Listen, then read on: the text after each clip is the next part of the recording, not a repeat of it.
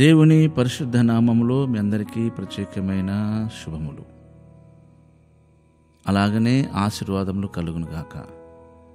Today's God's promise విలాప వాక్యములు 3వ అధ్యాయము 22వ వాక్య భాగము 23వ వాక్య భాగము రెండును. యెహోవా కృపగలవాడు, ఆయన వాత్సల్యత ఎడతెగక నిలుచుచున్నది గనక మనం నిర్మూలము కాకున్నవారం. అనుదినము నూతనంగా ఆయనకు వాత్సల్యత పుట్టుచున్నది. నువ్వెంతైనా నమ్మదగిన వాడవు. ఈ విలాప వాక్యములు కూడా ఇర్మియా ద్వారానే రాయబడ్డాయని బైబిల్ పండితుల మాట. కనుక మనం గమనించవలసిన విషయం ఏంటంటే, ఆయన వాత్సల్యత ఎడతెగక నిలుచుచున్నది కనుకనే మనం నిర్మూలం కాకున్న వారంగా ఉన్నాం. అంతే తప్ప మన భక్తి, మన విశ్వాసము మనది ఏదో కాదు. రెండో విషయం కూడా గమనించండి, అనుదినము నూతనంగా ఆయనకు వాత్సల్యత పుట్టుచున్నది. ఆయన నమ్మదగిన వాడు, మనం నమ్మదగని వారం. మనం నమ్మదగని వారమైనను దేవునికి అనుదినము మన విషయంలో వాత్సల్యత పుట్టుచున్నది. వాత్సల్యత అంటే జాలి. చూడండి, ఒక్క నిమిషం మీ పిల్లల పట్ల మీరు జాలి పడతారు, మీ పిల్లల పట్ల కోపగిస్తారు. ఎందుకు కోపం? వారు సరైన పద్ధతిలో నడవాలని దండిస్తారు. కోపం ఉంటుంది. దేవుని కోపం న్యాయబద్ధమైనది. మానవుని కోపము దేవుని నీతిని నెరవేర్చదు, అది మనకు తెలుసు. కనుక మనం నమ్మదగిన వారంగా ఉండడానికి ప్రయత్నం చేయాలి. ఎందుకంటే మనం దేవుని బిడ్డలం. మనము దేవుని పోలికలో, దేవుని స్వరూపంలో మనం సృజించాడు.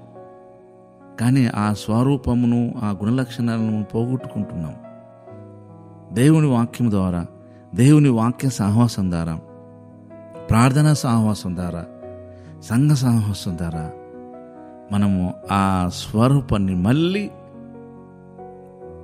పొందగలం. మనమును నమ్మదగిన వారముగా కనీసములో కొంత పర్సంటేజ్ అయినా చూపడానికి ప్రయత్నం చేయాలి, ఆయన కృపను బట్టి. ఎందుకంటే యెహోవా కృపగలవాడు. మనకు అవకాశం లేకున్నా, అర్హత లేకున్నా కృపను చూపించిన వాడాయన. మన ప్రయత్నంలో ఖచ్చితంగా మనం సక్సెస్ అవుతాం. కొంతలో కొంతైనా మనం ఆయనకు నమ్మతగిన వారంగా ఉంటాము. కనుక అనుదినము మన పట్ల ఆయనకు వాత్సల్యత కలుగుతున్నది. కోపించుచూనే వాత్సల్యతను చూపించు దేవుడు. మన పిల్లల పట్ల మనం చూపించే వాత్సల్యత కంటే కొన్ని కోట్ల రెట్లు ఆయన వాత్సల్యతను పొందుతున్నాం.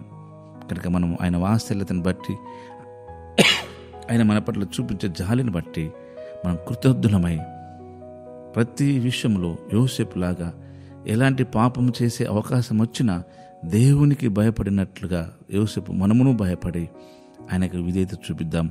అలాంటి కృప ప్రభు మనకు అనుగ్రహించునుగాక. ఆమెన్. దేవా, నీకు వందనాలు నాయనా. నువ్వు నమ్మదగిన వాడవు, కృప కలిగిన వాడవు. కనుక ఎన్నదినము మా పట్ల వాత్సల్యతను చూపించుచున్న దేవుడవు. అట్టి వాత్సల్యతను మేము అనుభవిస్తూ నీ కొరకు నమ్మకంగా ఉండడానికి సహాయపడమని, దీవించమని యేసయ్య పరిశుద్ధ నామములోనే ఈ ప్రార్థన అడిగి వేడుకుంటున్నాం తండ్రి. ఆమెన్.